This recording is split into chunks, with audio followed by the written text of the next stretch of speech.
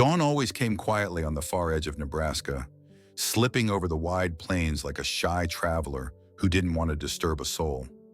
But the wind never cared for quiet. It ran wild across the grasslands, rattling the tin roof of the barn, sweeping dust against the porch steps, and waking the only man who lived on that lonely stretch of land, Jack Rivers. Jack rose before the sun because that was the only way he knew how to live. Habit, not hope, pulled him from bed. He rolled his shoulders, feeling the familiar stiffness from years of hauling hay, mending fences, and tending to stock by himself. When he splashed cold water on his face, the rusty mirror beside the basin reflected the thing no one in town ever forgot: the long, jagged scar slicing from his left temple down toward his cheek, a pale, twisted line that never healed clean. The scar was a relic of a childhood accident, the kind that comes out of nowhere and leaves its mark on more than flesh. Folks said Jack had been lucky to survive. Jack sometimes thought the opposite. It wasn't the pain that lingered. It was the way people looked at him afterward. Sharp, startled glances, followed by two quick smiles, and the quiet pity that scraped deeper than the injury ever had. So he learned to live with the land instead of with people. Outside, the ranch waited, a vast, dry piece of Nebraska earth stretching toward a horizon smudged with morning gold. It wasn't pretty land, at least not to most. The soil was stubborn, the wind unforgiving, and the old wooden barn leaned like it was tired of standing.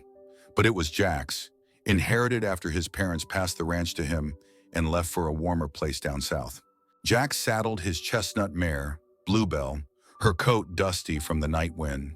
He rested a weathered hand on her neck, feeling the steady warmth of an animal that judged him by the firmness of his grip rather than the ruin on his face.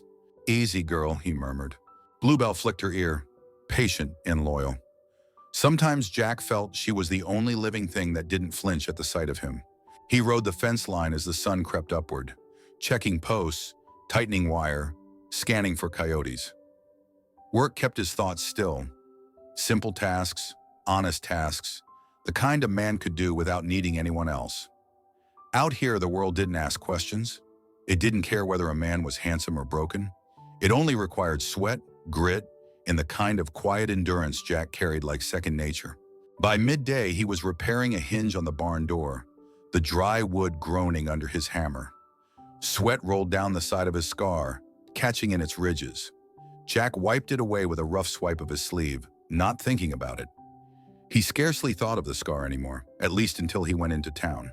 He avoided Dry Hollow as much as a man with livestock and tools could, but there were times he needed salt, nails, grain, or a new lantern wick. Then he'd hitch Bluebell outside the general store, push open the swinging doors, and feel the hush fall over the place, like a blanket dropped from the rafters. He'd pretend not to notice. Pretend he didn't see the averted eyes or the hesitant nods. Pretend he didn't hear the quick, whispered breath of someone who hadn't expected him to step inside at that moment. Jack wasn't angry about it. Not anymore. Anger took company. He had none. He simply moved through town as though passing through a fog, present but untouched. He spoke little, paid in cash, and disappeared before anyone found the courage to ask how he'd been. Truth was, Jack Rivers had stopped believing people meant what they said a long time ago. He trusted the land more than any handshake. The wind never lied. The soil never pretended. A broken fence didn't hide its cracks. At sunset, Jack fed the horses and closed the barn door, breathing in the smell of hay, dust, and old timber. The sky was streaked with colors that would have made a painter weep, burnt orange fading into violet. But Jack only watched it for a second before turning back toward his empty house. Loneliness wasn't something he felt anymore.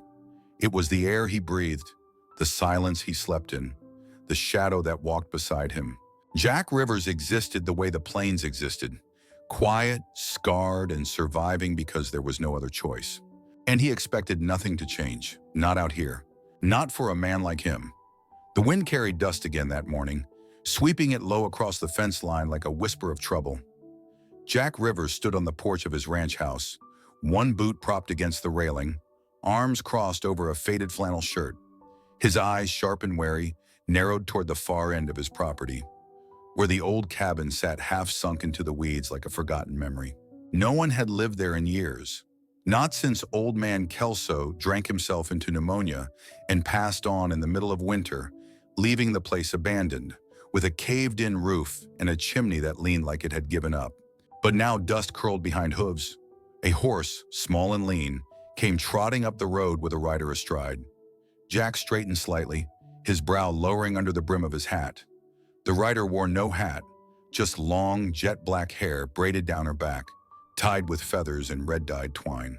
Her shoulders were squared, her seat steady in the saddle. A woman, Apache by the look of her. She dismounted like she'd done it 1,000 times, boots crunching on the dry dirt, a pack slung over her shoulder, blankets, dried herbs, tools. Nothing modern, nothing fancy, just what a person needed to survive. Jack didn't move. He watched from his porch as she walked up to the porch of the old cabin, pushed at the door, found it stuck, and stepped back with a quiet huff.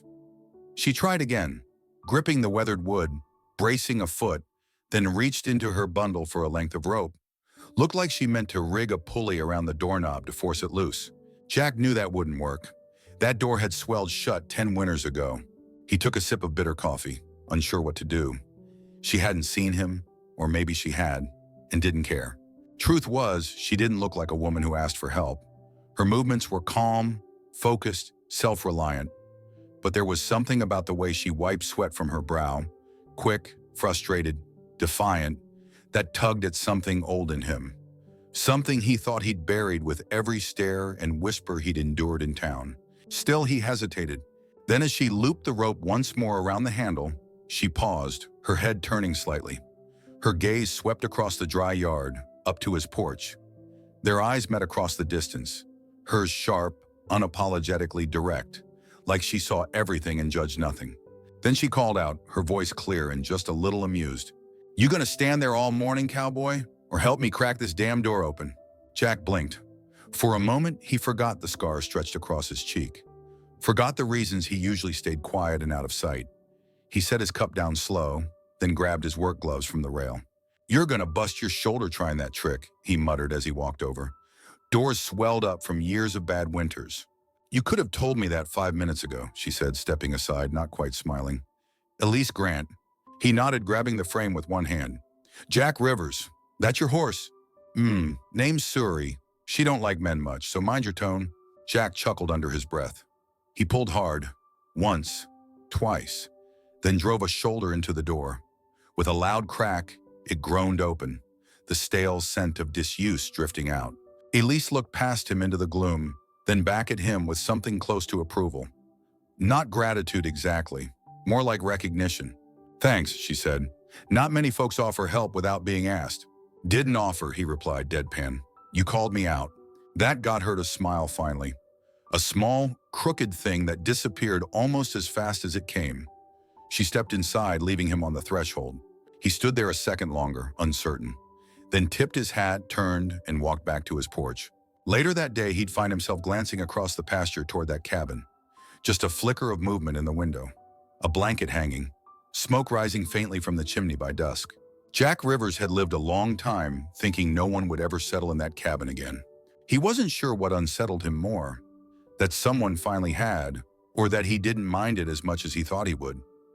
It started with the back door hinge. 3 days after she moved in, Jack heard it. A clanging echo across the pasture, metal slapping against wood. It came again a few hours later. He told himself not to look. He had fence posts to mend, a stubborn colt to break, and feed sacks to haul. But still, his eyes drifted toward the cabin every so often, like the wind kept nudging his thoughts that way. Late that afternoon, as the sun hung low and gold across the wheat stubble, she came walking up his path. Elise Grant, Apache, fierce-eyed and unbothered by dust. She stopped a few paces from his porch, her boots kicking up powdery earth. "My back door's off the hinge," she said, wiping her forehead with the back of her sleeve. "I tried fixing it with a rock and some wire. It didn't go well." Jack didn't answer right away. He just leaned against the porch post, squinting at her. The way she stood, hands on hips, jaw set, told him she hated asking. He respected that. "All right," he said finally. "I'll grab my box." He fixed the door. Didn't say much. Just nodded at her explanations. Tested the hinge twice, then packed up and left. The next morning she showed up again. "You got a saw?" she asked. "Can't split firewood with this thing." She held up a rusted hatchet, edges dull and useless. "I'll bring one over after morning feed," he replied. That day, he split 2 cords of wood for her, before realizing he'd spent more time stacking logs than he had tending his own chores. She handed him a mug of something hot, thick, slightly bitter, sweetened with honey. "Cedar and wild mint," she explained, watching him sip. "For tired backs." Jack didn't usually drink anything that wasn't coffee or cold well water, but he drank it anyway. The next day, it was a leaky pipe under her sink, then a shutter that wouldn't close, then a beam above her porch that creaked like it was about to snap. She never said, "Come help," just mentioned it in passing, like the world might sort it out if she spoke it into the wind. But somehow Jack always ended up standing in her doorway with a wrench or a hammer in hand. He told himself it was neighborly duty, that was all. But he also found himself listening for her voice, noticing the way she tucked her braid into her scarf, the soft hum she made when she worked, some half-remembered melody that made the air feel warmer. One evening, after patching the porch beam, he returned to his house worn down and dusty. He fed the horses, rinsed his hands in the barrel out back, and stepped inside just as the light was fading. That's when he saw it, a bundle sitting on his windowsill, wrapped in cloth, tied with twine. A folded piece of paper was tucked underneath. He opened it carefully.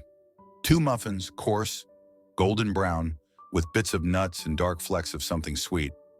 A rich, earthy smell rose from them. He turned the paper over and read the note, written in blocky, slanted handwriting. "Not thank you, just share, Elise."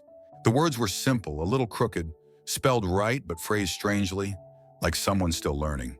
He stood there holding the bundle, unmoving for longer than he realized.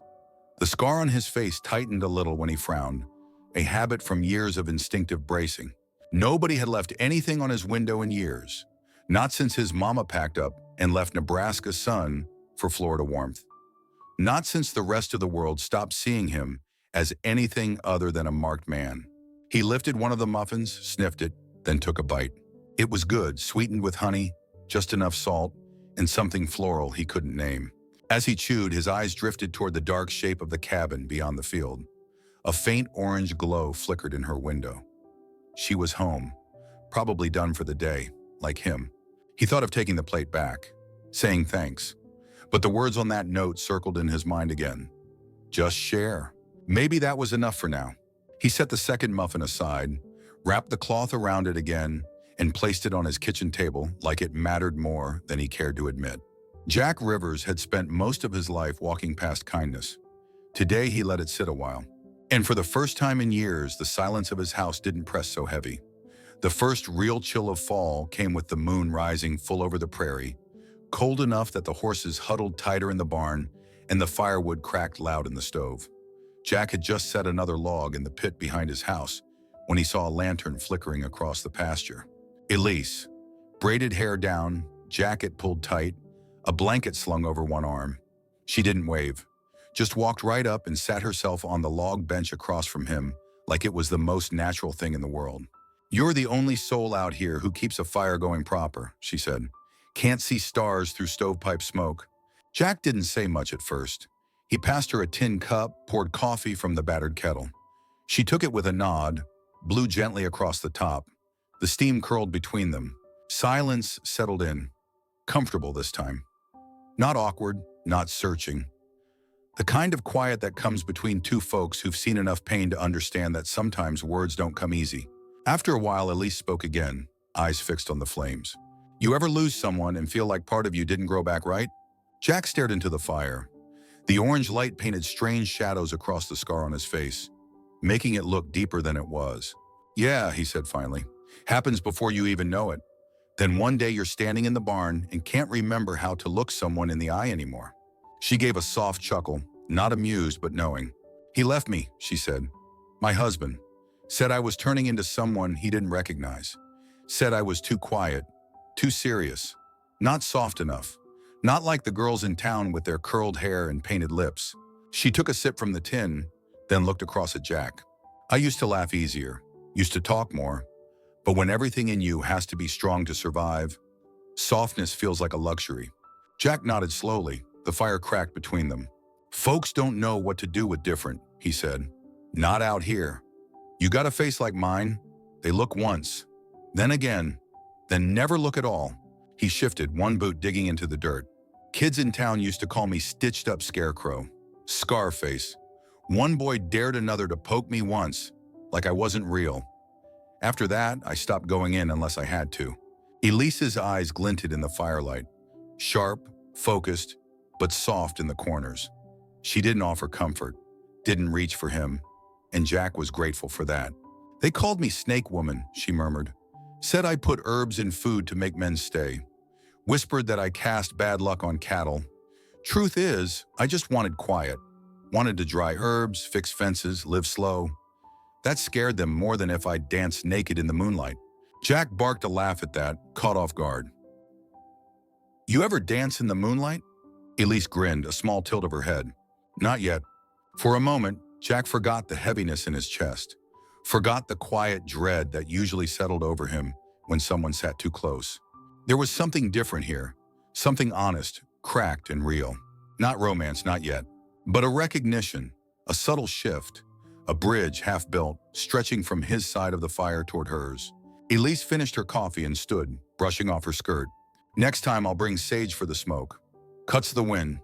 Maybe even muffins if Rusty doesn't eat them first. Jack nodded, still staring at the flames. I'll keep the fire lit. She paused before heading back, her voice quieter now, almost swallowed by the breeze. Jack, I don't scare easy. You should know that. He didn't answer.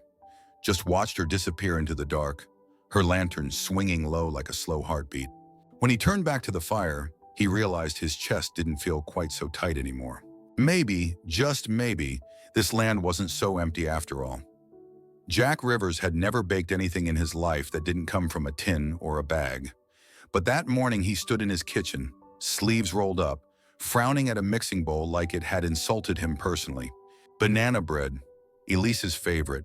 She'd mentioned it once in passing when they shared coffee by the fire. Said her mother used to mash wild bananas with honey and cornmeal, baking it over hot stones until the air smelled sweet enough to make the whole village gather. Jack hadn't forgotten. Hell, he'd memorized the way her eyes softened when she said it. So here he was, smashing overripe bananas with a fork, stirring flour, honey, and a pinch of cinnamon, muttering at himself the whole time. Damn fool thing to do, he grumbled, even as he checked the oven door a dozen times. It's just bread, nothing more. But when the loaf came out, golden brown, edges crisp, the whole kitchen warm with that sweet, earthy smell, he stared at it too long. Like the bread itself held a question he didn't dare ask. Still, he wrapped it carefully in a clean cloth, placed it inside a small wooden box he'd sanded smooth the night before, and set off toward the cabin. The closer he got, the tighter his chest felt. By the time he reached the porch, he could hear voices inside. Two women talking low but sharp. He recognized neither. He raised a hand to knock but froze when he heard his own name. Or rather, the way they said it. I'm telling you, Elise, one woman hissed. You need to be careful around that gum mat rachkia. No noi bin thuong na lai song mot min nguai kan jong rong huve. Something's wrong with him. Jack's breath caught mid-chest. The words hit like a branding iron, old pain flaring raw. Inside, the other woman continued. A man with a scar like that? He's got trouble written all over him. Folks in town say he's dangerous, maybe worse. Jack didn't move. Couldn't. His boots felt nailed to the dirt.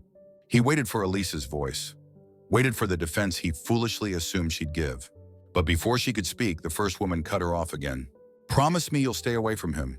You don't know what kind of life he's had. Silence, a long one. Maybe Elise tried to answer. Maybe she didn't get the chance. Maybe she hesitated. Jack couldn't tell. His pulse drowned out everything else. His fingers tightened around the wooden box until the edge dug into his palm. Shame, hot, humiliating, familiar, rose like bile in his throat. He'd heard words like that before, in town, at school, from strangers who flinched when he passed. He thought he'd grown numb to it. He thought Elise saw something different in him. He was wrong. Jack set the box gently, almost tenderly, on the porch beside the door. Dust swirled at his boots as he stepped back. He didn't knock, didn't wait. He just turned, shoulders stiff, jaw locked so tight it hurt, and walked away with long, deliberate strides that barely disturbed the dirt. Behind him, the cabin door creaked open. Jack, Elise's voice, soft, uncertain. But he didn't turn around. He pretended he didn't hear, pretended the sound didn't reach him, pretended he didn't care. The banana bread sat on the porch, still warm, scent drifting into the air like something fragile left out in the cold. Jack reached the pasture fence and stopped only once, to steady himself with a hand gripping the top rail. His breath shuddered out of him, harsh and uneven. He hadn't cried since he was 15, when a boy in town pulled his hood off and called him monster. He didn't cry now, but something inside him folded in on itself, the way a barn door collapses after one too many storms. By the time he reached his house, night was sliding in, heavy and blue.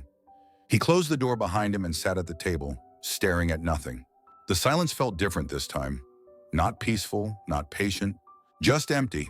Jack had thought he'd climbed out of that hole long ago, the dark one where he lived with his scar, his quiet, his loneliness. Tonight, he fell right back into it. And for the first time since Elise arrived, he felt truly, painfully alone again. The morning after Jack left the banana bread on her porch and disappeared into the dark, the wind turned colder. A sharp, biting kind of wind that crawled under shirts and whispered that winter wasn't far behind. Jack stayed inside. He kept the curtains drawn, didn't feed the horses until noon, and when he did, he didn't look toward the cabin. But he knew she'd come. Late that afternoon, her knock sounded on his door. 3 steady raps, firm but not forceful, like she expected him to be home, like she wasn't ready to give up. Jack stood behind the door, staring at the handle. His breath came shallow, his palms slick. "Jack?" Elise's voice called gently. "You in there?" He said nothing, didn't move, didn't even blink. There was a pause. Then the sound of something being set down on the porch, footsteps retreating across gravel. Minutes later, when he cracked the door open just enough to peek, he found a plate resting on his porch step, covered with a folded cloth, still warm, and a note. Jack picked it up with 2 fingers like it might bite. The handwriting was messy but careful, her English still slightly awkward. "I don't know what they said, but I didn't agree. I wish you stayed to hear me say it.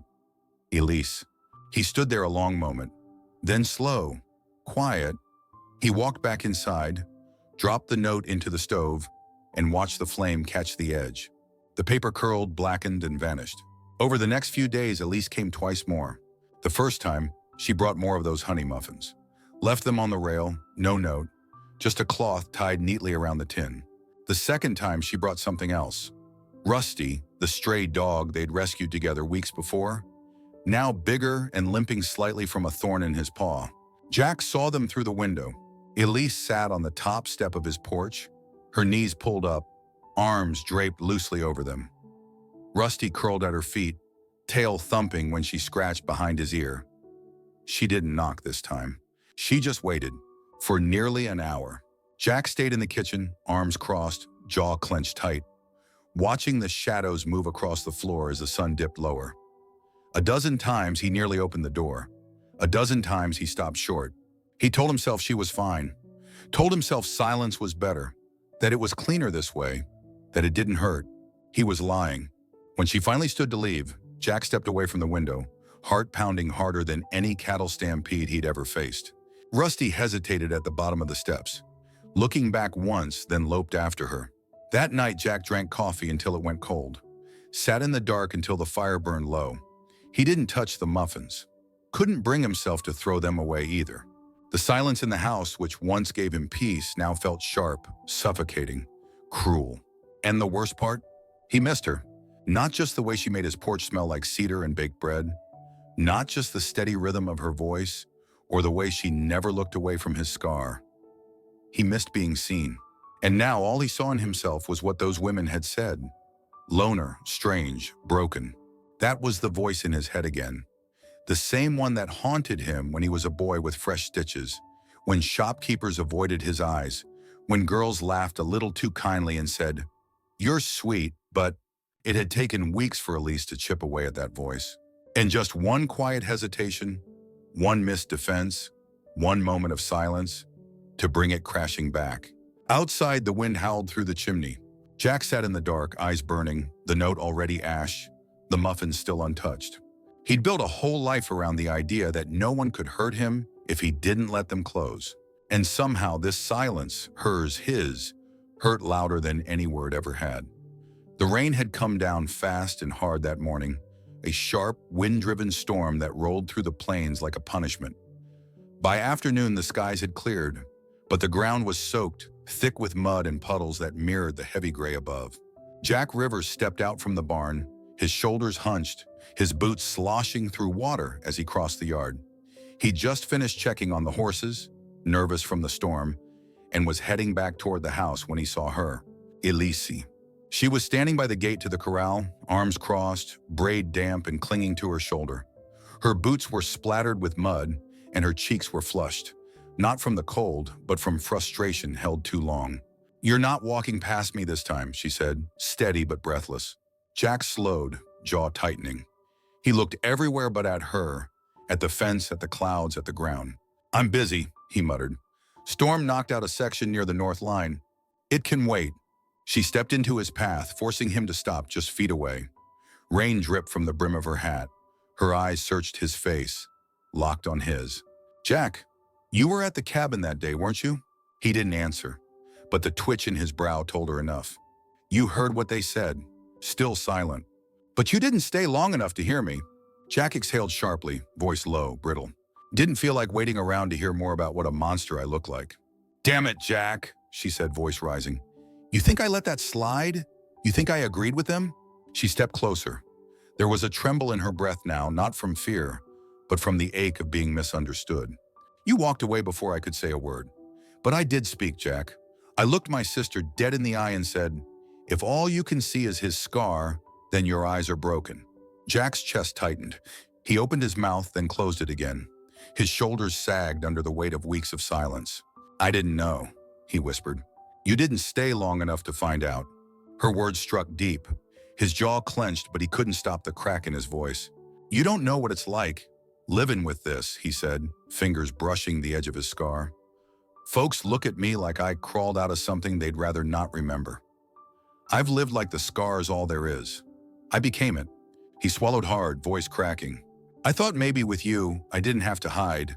But when I heard them, and you didn't speak, God, I thought I was stupid for hoping." "You weren't," she said, stepping closer. "You aren't." For a long moment, the only sound between them was the wind sifting through wet grass and the distant creak of a barn shutter swinging loose. Jack's hands trembled slightly at his sides. He turned his face away, blinking fast. One tear slipped past his defenses and ran down the jagged path of his scar. Elise reached for him, not sudden, not dramatic, just a quiet hand resting on his wrist. "You think your scar is all people see, but I see the man who fixed my roof in the cold, who brought me muffins even when he didn't know how to bake, who looked at me like I wasn't broken." He laughed, a dry, strangled, broken sound. His voice came low and shaking. "You weren't. You aren't. I was just scared you'd finally see what everyone else sees. I already see you, Jack, and I stayed." He looked at her then, really looked, not guarded, not bracing for the worst, just raw, vulnerable, and tired of carrying it alone. He took a shaky breath. "I'm sorry," he said. She nodded, squeezing his hand. "Me too." And for the first time in a long, long while, something inside both of them gave. Not in the way that things break, but in the way that frozen rivers begin to move. The wind shifted. The sun, weak but warm, peeked through the clouds. Jack stepped aside and opened the gate. "You want to come inside? Coffee's hot." Elise smiled, soft, tired, real. "Only if you promise not to burn the next loaf." He managed a chuckle, and they walked together toward the house, leaving muddy footprints behind them, but also, finally, walking in the same direction. After the storm and the talk and the tears that neither of them tried to hide, things didn't go back to what they were. They moved forward. There weren't any more muffins wrapped in cloth, no notes tucked under plates, no pretending. They just showed up. It started with the fence. Jack was restringing wire that had sagged near the south pasture when Elise walked up carrying 2 gloves and a length of fresh rope. She didn't ask. She didn't explain. She just picked up a post and held it steady while he drove it deep into the dirt. "You ever do this before?" he asked, squinting toward the sun. "Nope," she said, "but I've seen you do it, and I learned fast." And she did. Her hands were small but calloused, her grip steady. She moved like someone who knew how to carry weight without shifting it all onto others.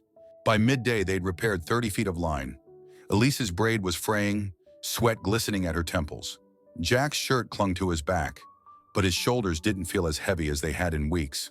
They didn't talk much. Didn't need to. The rhythm of work filled the space between them. Clean, simple, honest. Later that week, she knocked on his door with a shovel in one hand and a bundle of young tomato plants cradled in the other. "Sun hits the ground real good on that patch between our houses," she said. "Figure it's time we grew something other than dust." Jack raised a brow. "You want to plant on my land?" "Our land," she said, dead serious, then softened. "Well, shared dirt at least." He nodded once and grabbed his hat. They spent the next 2 afternoons turning soil, pulling weeds, setting rows. Jack taught her how to brace fence posts for climbing vines. Elise showed him how to mix crushed eggshells into the ground to keep the soil rich. Her fingers brushed his once while reaching for the same seedling. Neither pulled away. That same evening, Rusty showed up again. They found him under the porch, thin, muddy, limping from an old thorn. Jack coaxed him out with a piece of jerky. Elise knelt beside him, murmuring words in a soft Apache tongue while she cleaned the wound. "Guess he picked his people," she said, glancing up at Jack. "You think we're his people?" "I think he's smarter than most folks in town." They built a little bed for Rusty under the back awning of the barn. He took to it quick, tail thumping whenever Elise passed by. Sometimes he'd sleep outside her door. Other times he'd trot after Jack like a shadow made of fur and dust. They worked together most days now, fixing the pump at her well, replacing the slats on her back porch, hanging new clotheslines. She cooked simple meals, corn stew, wild greens, fry bread. And he taught her how to make cowboy beans that didn't taste like burnt tar. At night, they'd sit on his porch with mugs of weak coffee or cold beer, watching stars come out one by one. Sometimes Elise would hum a tune from her childhood, low, rhythmic, ancient. Jack would close his eyes, letting it wind through the stillness, like smoke from a fire that didn't burn anymore. And slowly, so slowly neither of them dared name it yet, the ranch began to feel different. Not just mended, lived in, shared, rooted. The laughter came first. Elise's sharp and clear when Jack dropped a hammer on his boot, or when Rusty chased his own tail into a barrel. Jack's was slower, rusty like the dog, but real. The kind of laughter that didn't echo, it settled in the bones. One evening, while watering the tomatoes, Elise looked over at him. "This patch is growing good," she said. Jack glanced at her hands caked in soil and the neat rows they'd built together. "So's the fence," he said. But neither was really talking about vegetables or wire anymore. Something deeper was being built between them, something neither one of them had words for. But it was strong, and it was holding. The days stretched longer as summer leaned into its back half. The tomatoes were ripening in the patch, the fence held firm, and Rusty had taken to sleeping right between their two porches, like he couldn't decide where he belonged. One golden afternoon, Jack came in from the pasture, dust clinging to his boots, straw on his sleeves, and the kind of tired that felt earned. As he reached his front steps, he spotted a folded cloth pinned under a smooth rock. He didn't tense, not like before. Unwrapping it, he found a sketch. Done in charcoal and soft pencil, edges smudged, lines bold but careful. It was him, sitting on the porch, boots muddy, elbows on his knees, head tilted like he was listening to something far off. The scar was there, prominent, not hidden or softened, but the eyes, they stopped him. They weren't sad, they weren't haunted. They were steady, grounded, alive. Below the image, Elise had written in that same blocky handwriting, "This is you, strong, honest, still standing." Jack stared at the paper for a long while. Longer than he meant to. He didn't take it inside right away. Instead, he sat down where the drawing showed him sitting and looked out across the land. He touched the scar on his face, the old habit, but this time he didn't recoil. A week later, Jack packed a small bag, brushed down Bluebell, and rode into town, then kept going south. It had been nearly 6 years since he'd visited his mother in Florida. She still called every Christmas, sent postcards with palm trees and flamingos. He never called back, not because he didn't care, just didn't know how to explain what it felt like to carry silence heavier than words. But this time, he showed up on her porch like he used to as a boy. Dusty, travel-worn, hands too big for the cup of sweet tea she placed in them. They sat for a while on her porch. The ocean wind softer than the Nebraska plains, but unfamiliar. "You look older," she said, "but not in a bad way." Jack chuckled. "Life will do that. You still carry it all here," she said, tapping her own cheek, referring to the scar. "But something's different." He hesitated. then reached into his pack and pulled out the folded sketch. Her fingers traced the edges. "Who's the artist?" "Her name's Elise," Jack said. "She lives near the ranch, Apache, tough as they come." His mother smiled, something knowing settling in her eyes. "She sees you." Jack looked out toward the palm trees. "Yeah," he said, "all of me." "I always believed someone would," she murmured. "Someone who didn't flinch." He let that sit between them a while. Not heavy, just true. When Jack returned to the ranch, the porch had new flowers in a small clay pot, and a small woven mat sat by his door that hadn't been there before. Elise was in the garden, dirt on her knees, hair wrapped back with a strip of faded red cloth. She didn't wave when she saw him, just smiled and nodded, like he'd never left. And Jack realized something then. He hadn't needed to run away to be seen. He just had to stop hiding. That night, the sketch went up on the wall above the kitchen table. No frame, just tacked up with care, a reminder of how far he'd come, of the man he was becoming, and of the woman who helped him remember he'd always been more than a scar. The cabin doors stayed open now, not wide, not reckless, but open just enough that the breeze moved freely between them. Jack's house, Elise's cabin, two roofs, two porches, one path worn smooth between them. Rusty made that path his own, dragging bones, boots, and the occasional stolen glove back and forth without needing permission. They never made it official. There were no rings, no preacher, no papers signed down in dry hollow. But every morning before the sun burned off the dew, Jack brewed 2 cups of coffee. One went on her porch rail. Sometimes she took it. Sometimes she met him halfway. They built the new chicken coop together in the fall. Jack cut the beams. Elise hammered the tin roof, swearing under her breath when her braid got caught in the nails. They painted it red, faded barn red, the kind that looked like it had always been there.